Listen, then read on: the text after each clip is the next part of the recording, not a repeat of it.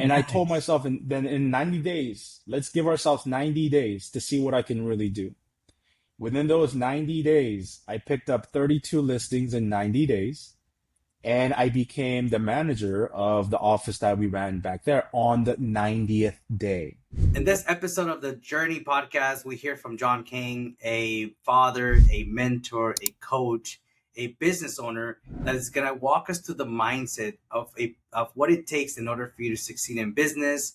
Don't feel burned out, but more importantly, keep growing and expanding every single year. We're excited to hear John's story. Let's go. Welcome, John.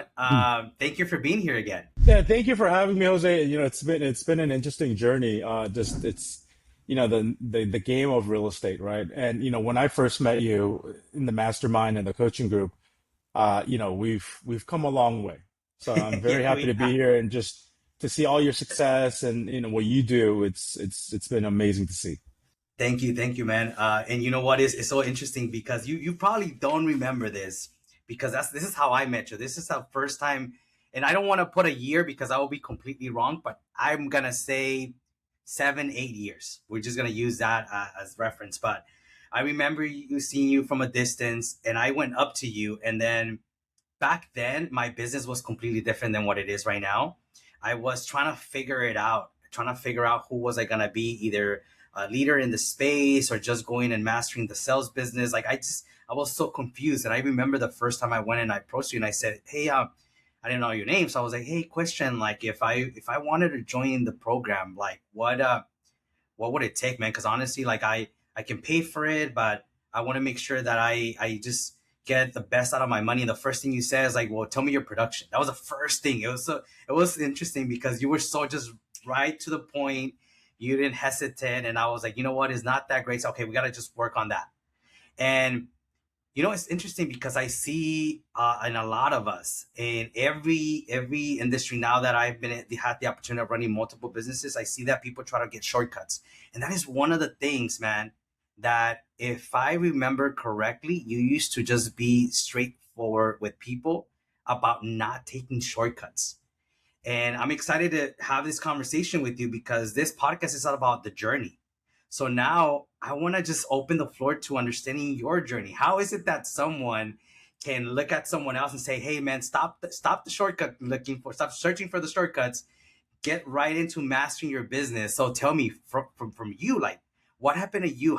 What was your day one? And did you at one point even try to look for shortcuts yourself? And how did that even come to bring you to the space that you're in now? I appreciate you asking that. I mean, foremost, I think the biggest respect we can show people is being direct, right? Right. It's I don't want to waste anybody's time. So if you're asking me for any type of advice, whatever I can give, I want to be as direct, concise, and precise as possible, right? And so that's probably, and you know what, that's kind of a double-edged sword only because that can come off a little harsh. That can come off Right. a little, right, really direct. But I think in that, with the facial expression, with, just getting to know you, I think that transferred well in terms It of, did. whatever that advice was, right? I needed Um, that. I needed that. Put it like that. yeah, and the reason why I give that advice in terms of, there's no magic pill, there are no shortcuts, is because I too look for those things, right? When I first started, it was, hey, what can I do that can really shorten up, my so-called success or the sales in real estate or wherever I want to go. I think it's human nature to look for things that are a little bit easier, that's a little bit more convenient, right? Right. And that kind of advice. It actually comes from because I'm a slow learner, right? And so it comes from experience. So walk us through your journey. Walk us through the beginning, like how I mean, let the audience understand who John is. So give us background, how long in the business? I mean, how was your day one? Like we really want to dive into the day one, and what I mean day one, even when the idea of business ownership even happened. Like I'm not talking about you when you got your license, your first sale. I'm talking about way before all that. What were you doing way back when? And then you said, I'm gonna go be a realtor. And then from there, now you're here. Yeah, no, thank you for asking that. My transition into real estate, just like everybody else, it wasn't a first choice, right? It Okay. was maybe a second or third choice. I was working for a company and I was dating my wife back then, which, back then was my girlfriend.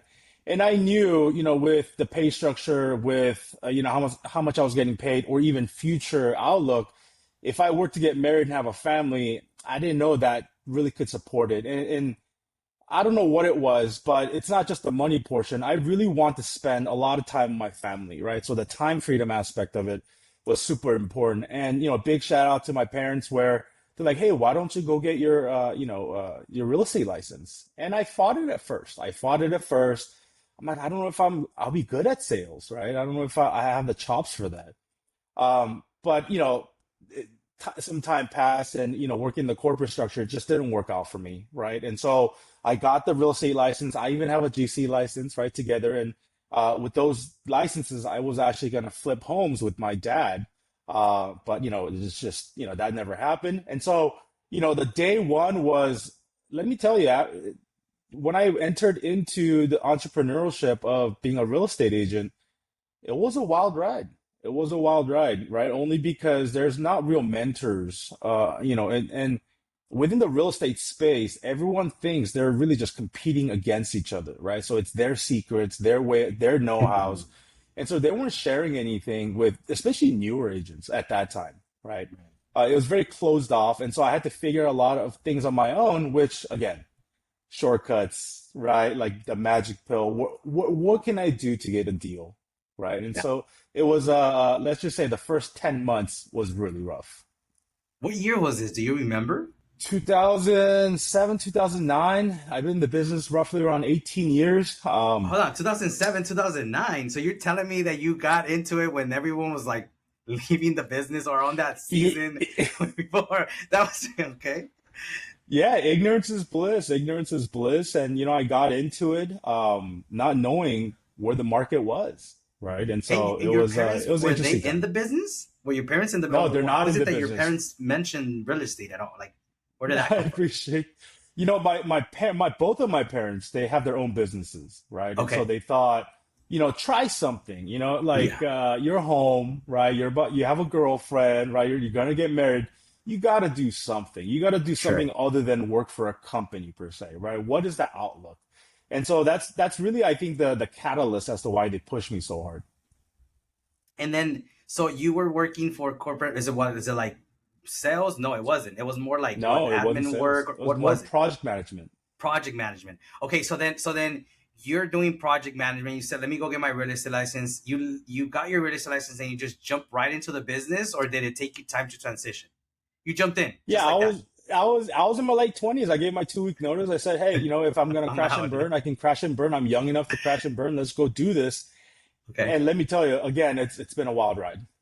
right. So you get licensed, and then you started working. I'm guessing for like, was it like a first company? Was it like a big company, small company, or how was the start when you started there? It's a well-known company here in the foothills, which no longer exists, unfortunately. But they Okay, had a great manager, the sweetest people. They took me in.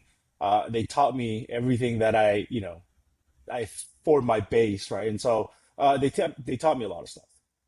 got it. So then, when you started, how did you find your first mentor? Did you get connected to someone, or was this office structured in a way where they can walk you through that process? Is that how you started learning? No, when I first got in, and because they weren't providing such a high level of education, you just kind of go into the office waiting for people to call. And I knew I needed a roadmap. Okay. I needed a coach, right? I needed a Okay. mentor. I need somebody who's been doing it, who's done it to teach me the ropes. And the funny enough, we're at a different office and a title rep came in and he said, hey, why don't you check out Mike Ferry? And I was like, Mm. who is this Mike Ferry guy? And then we went to one of his events and I don't know, I fell in love. I fell in love.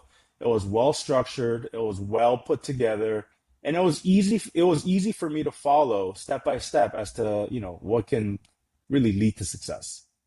Now, it's funny you mentioned Mike Ferry, coaching and guidance. A lot of people always tell me they're coachable. It's so funny. We talk to many people, and they say, "Oh, I'm coachable." Yeah, but then we discover that they're not. They're really not coachable at all. they think they are, right? But they're coachable when it just benefits them trying to speed up the process. But the moment they realize that sometimes speeding the process means slowing down and doing the things that are gonna really level you up, and then they just close themselves off. Were you coachable at the beginning from day one? Like, were you following the everything they were saying, or did you find yourself some resistance at one point as well?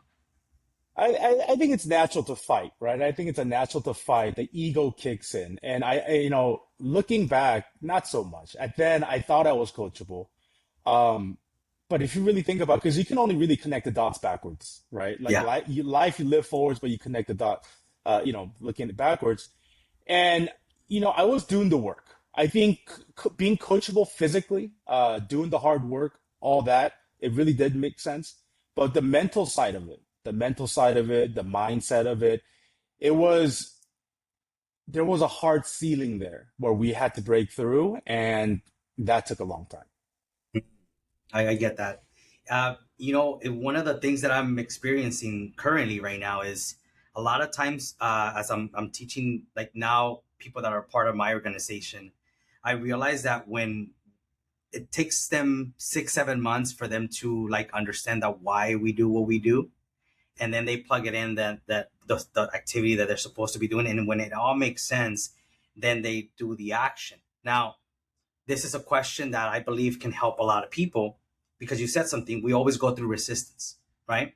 So how do you start quieting the mind to know that, yeah, there's resistance there, but you have to go through that. Like, you have to push through. Like, what is an advice that you would give someone that maybe is hearing from multiple people? Do your calls, do your role play, do like everything that we normally would just go and advise people to do, but they just won't do it.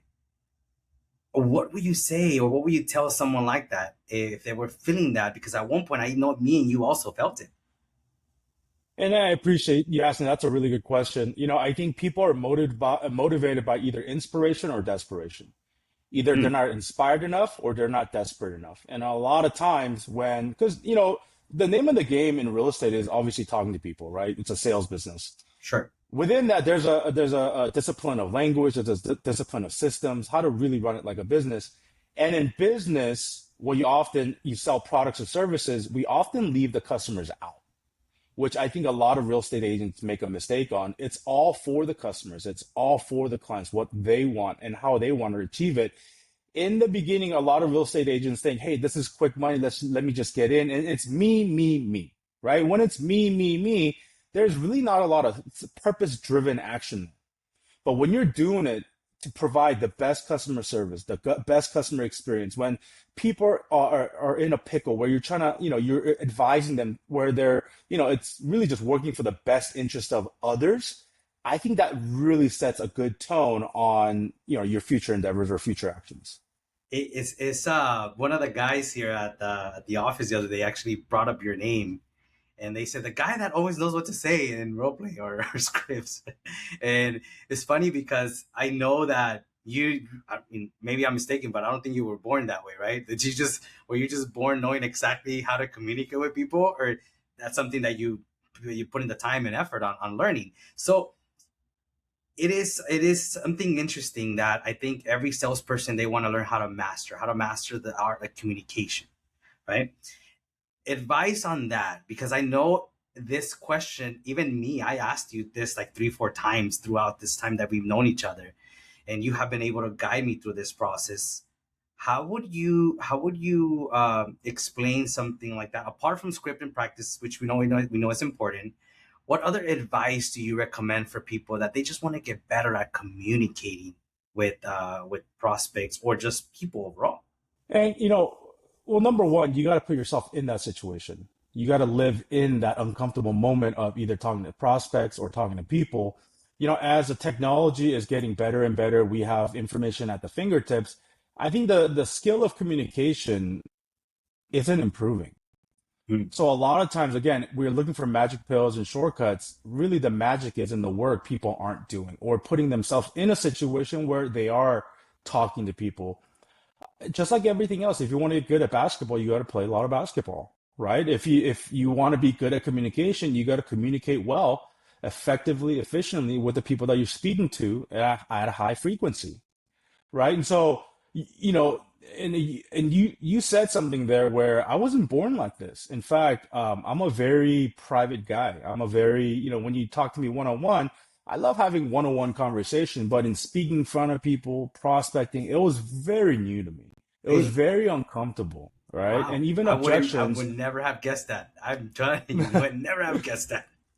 No, and I appreciate you saying that, and that is the result of thousands of hours talking to people, crashing and burning, not getting the appointments, being disappointed, and really not at the results, but the lack of just iterations that I was making on myself, right? And so there are a lot of teaching moments that I could have learned. However, it took me a while, but I did learn. So, so you get in the business, right? Walk us through like the first time you got a deal. I've always been Yeah, curious to ask you this question. Did you find it? Was it a referral? How did you started feeling that confidence of saying, okay, when you do one, we could do 100, right? I think we all say right. that in our environment. So your first one, how did that happen? It was, what I did know, that the second day I joined the company, we went to go on broker caravan. And there's nothing wrong with broken caravans. You should definitely know your inventory. But that wasn't the way that I was going to get business. I needed business today. And so we started door knocking with really bad flyers. And I just, without being scripted, with not knowing what to say, just went out there. And you would think you would get something if you talk to enough people, but that Yeah. wasn't it, right? I think the average real estate agent lasts about 6 months in the industry. My first deal came from my friends group after 10 months, right? So knowing that, for those of you that are out there listening, do not get discouraged, right? Do not get discouraged if you've been in the business for a little bit or, a little over average. It's there. We just got to dig a little bit deeper. My first deal was out in LA with a good friend of mine. It was a 5 unit apartment building on Alvarado Street. So yeah, it was exciting, but it was tough lasting those 10 months without a paycheck coming in. So 10 months, no paycheck. I have a community that I teach the principles of just starting the business. And I have a saying where it's like, hey, in this business, you're going to be slave to your mind or slave to the work.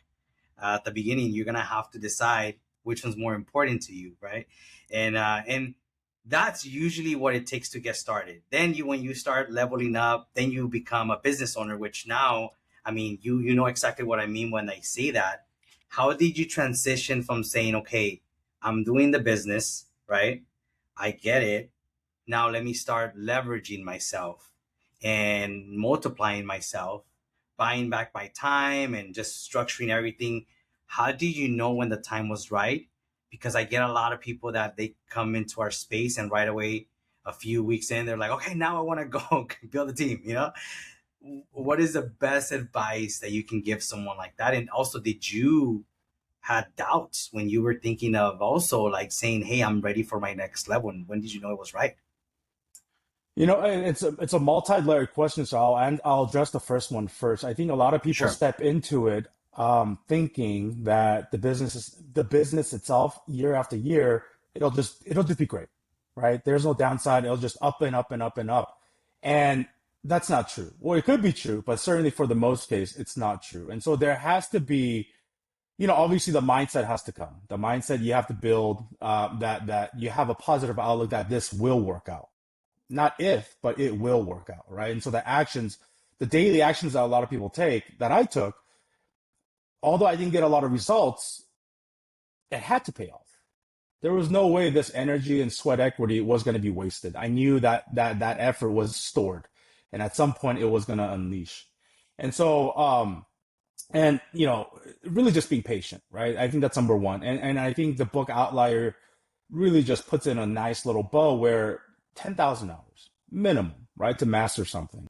And if you're in a situation for long enough where you're making iterations and not quitting, I think that's a formula for success. The second portion is, I was presenting to a group the other day, and this came up. is that I thought I was making a lot of money. I think, and at a certain point, I was making decent money. However, I didn't have time freedom.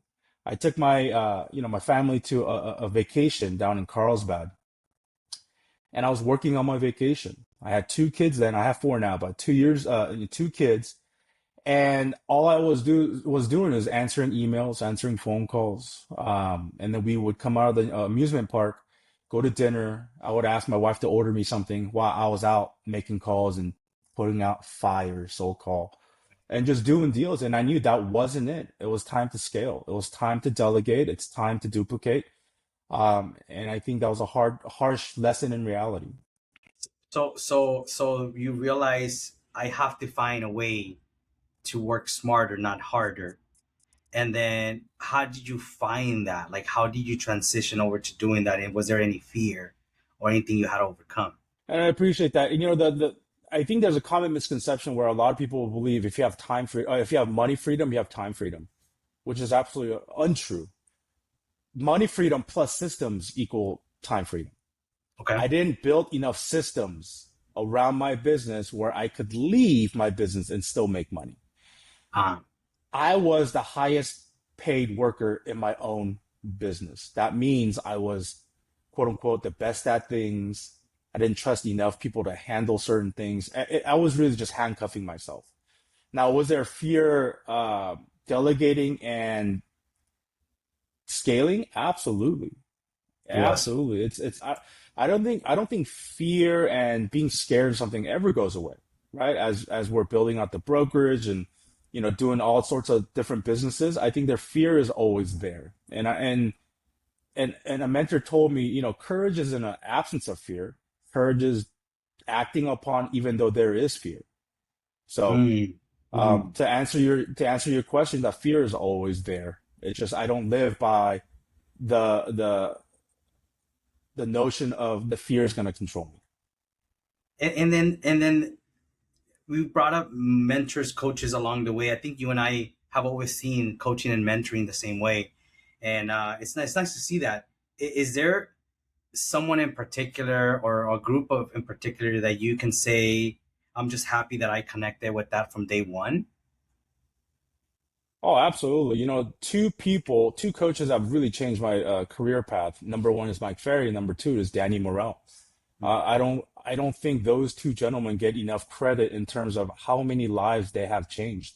And along with that, I'm a firm believer in collaborative effort. And so, when we founded the company Pack Home Realty, Anthony Morel and Jason Lucero were a huge part of my mindset shift. Hey, there's Jose Alvarez. I hope you're enjoying the Journey podcast by Collect the Closers. Many entrepreneurs are always messaging me about how do I back by my time?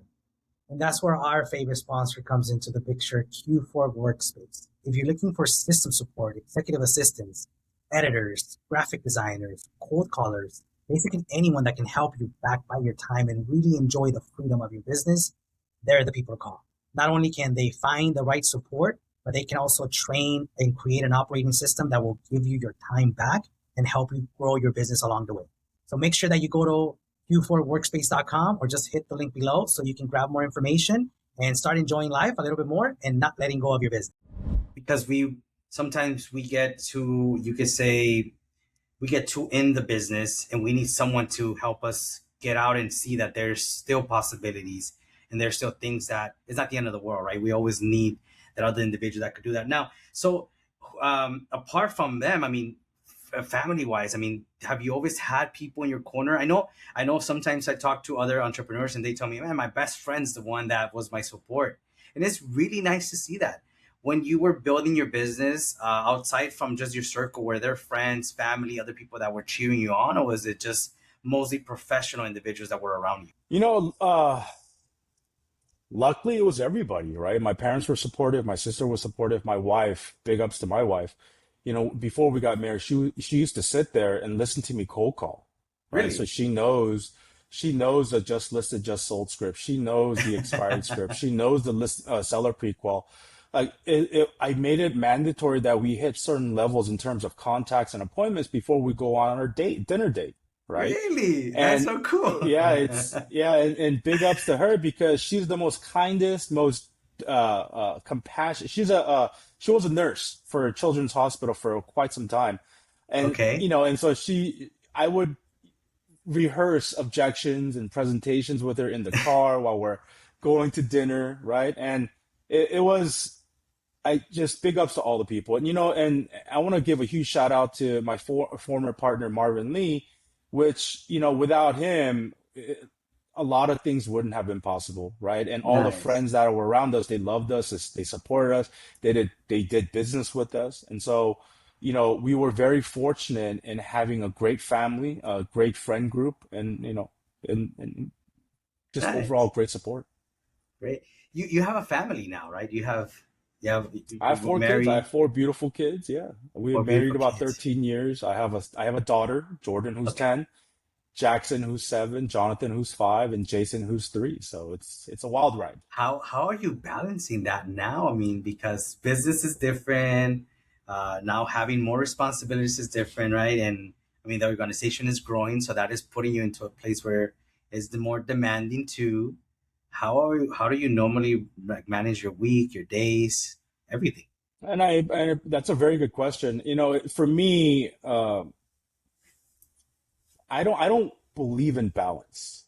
Okay. If that makes sense. There is no 50-50. Something's got to give. So in order for me to protect my family time and just having I just wanted a large family. I want to spend a lot of time with my family. So I knew to create an imbalance that way, I had to create an imbalance this way, right? And so the level of intensity which I worked in my business, it was pretty intense. It was Okay. pretty intense. There were high standards, high pressure situations where, I needed to make things happen, right? Right. And people get inspired or they do it out of inspiration or desperation. I was really desperate where I needed to make it happen and in a large way, in a large sense where I could afford, not just money wise, but in time wise to spend with my family. And so earlier years, that effort was put forth, right? And it was put in, and it was invested, and just yeah, so just creating imbalances create a balance for yourself, right, and your benefit. That has really worked out for me. It's interesting. Sometimes we see on social media there is people that talk about the morning routine and everything that are going on. Do you have something that you follow every day? Because I'll be honest with you, like I've tried so many of them, and it's like they always keep changing on me. Do you follow that so that you could be successful in the business, or what's your process? you know I it's two different morning routines now, right? So no, my morning routine is wake up, right, look, see my kids, drink my coffee, walk them to school, right, and then come into the office. When I was selling at a high level, I was in the office by 6:50. My first calls would go out by 7:15. We had role play dialogue practice at 8, right? 8 to 8:30, and 8:30 to 11, again, I'd be back on the phone calls. And then 11 to 11:30, it's lead follow-up time. I followed that system to the T for years on end, years on end. And within that, I think the most difficult thing is because it's repeated on a daily basis. There's no more exciting stuff, right? When things are repeating Monday through Friday, Saturday, every single day, just mastering the boredom, right? I think mastering the boredom, not putting too much thought into it. It just has to get done. I think that was quote unquote the secret sauce. And I know that we hear from a lot of coaches right now, which this is where it's like in my opinion, it's a mixed message. They say you don't have to like work too hard. Like they I think they level down the responsibility that we all have when we become business owners. I've always thought, man, that is so dangerous to share with someone because let's be honest, sometimes there's a season, especially when you're brand new, that you do have to just double down, especially starting the morning with a big win. So, based going back to what you just said right now, if you were to give an advice to your younger self and knowing everything that you know now, seeing everything that you have picked up along the years, would you have advised your younger person to like do it the way that you did it, which was just grind and do it and get it done, or trying to find that new era of balance that everyone promotes? I would do three things. I would give my younger self three things. Number one, find a coach or mentor faster, quicker, right? Don't consider finding a coach or a mentor a cost. Consider an investment. Mhm. They're gonna lay out a roadmap, a pathway for you to walk on where that in itself is a shortcut, right? Okay. Being able to pick someone's brain to get to what they know, right? What they went through. That in itself is just it's worth a lot, right?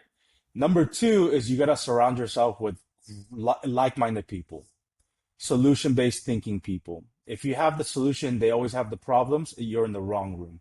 If they have solutions and you always have problems, you shouldn't be there, right? So finding a good community that can support each other, I think that's number two. And number three, create a database, create a great system for yourself. I know it's one of those things where sales, you make a check, you go spend it, you invest it or whatever.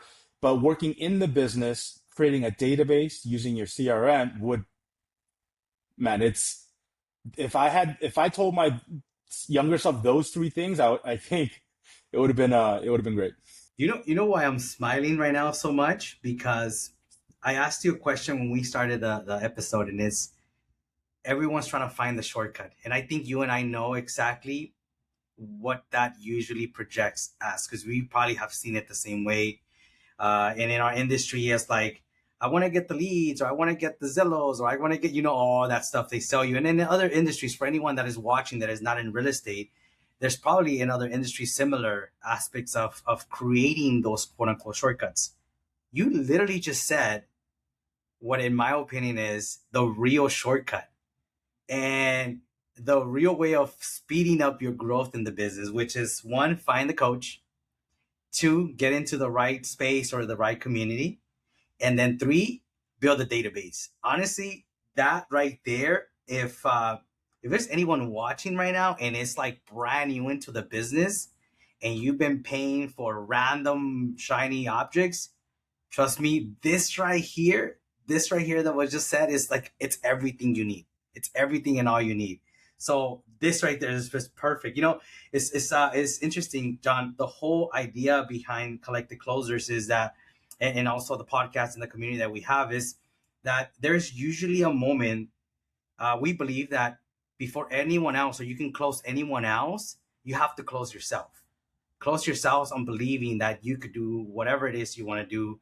Close yourself on believing that you're going to be able to succeed.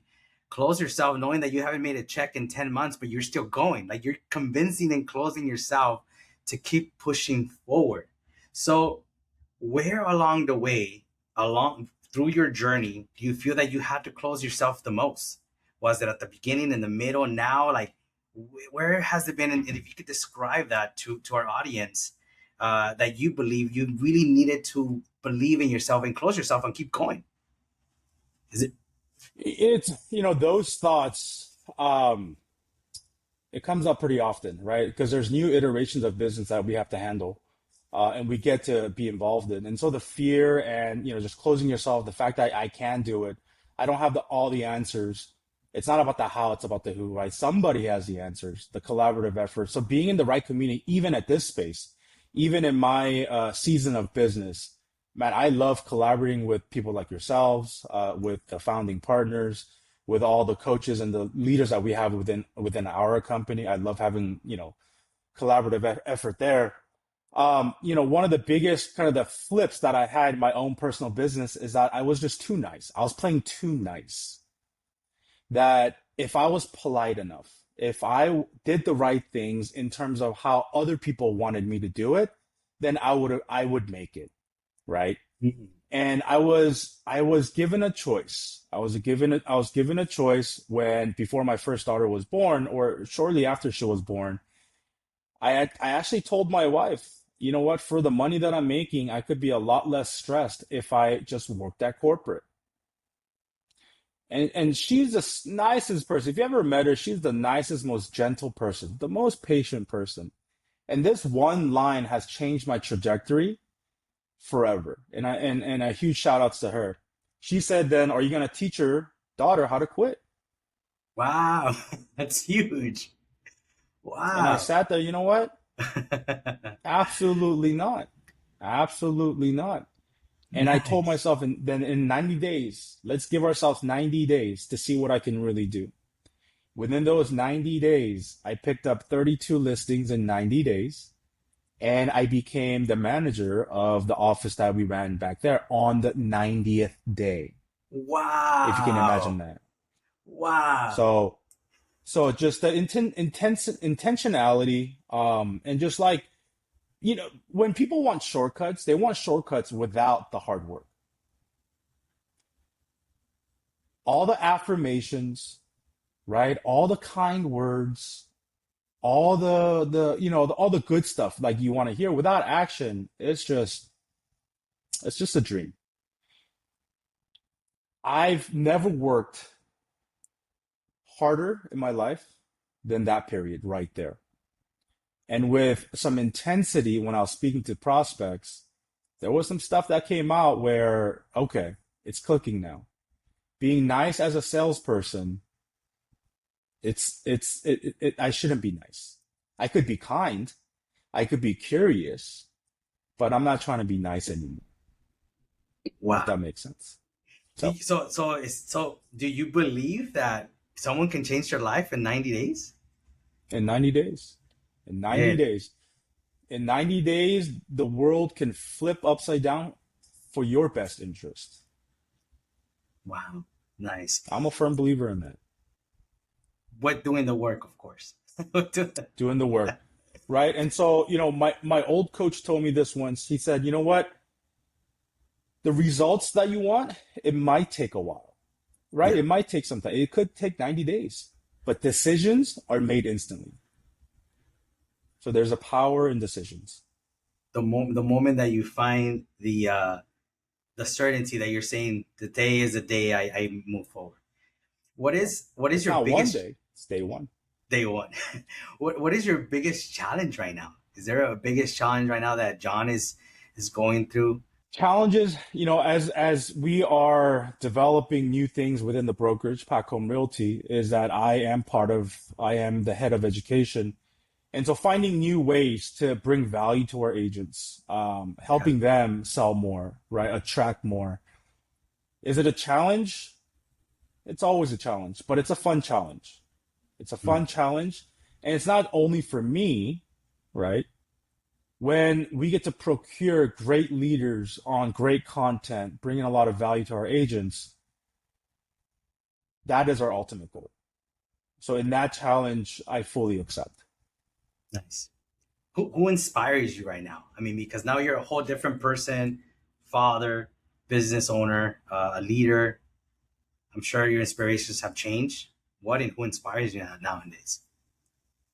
For me, there's not a person that inspires me. I think it's situational, right? In terms of what I want for my future life is that I want to spend a lot of time with my kids.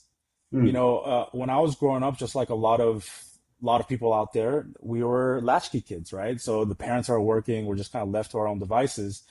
And I didn't grow up growing up with my dad or, with my mom, or and not that, right? But for me, I think just spending a lot of time with my wife traveling or, coaching my kids' sports activities, being at sports games, traveling together, right? I think that's an inspiration to me. That lifestyle for me is very attractive, and that's what I'm after.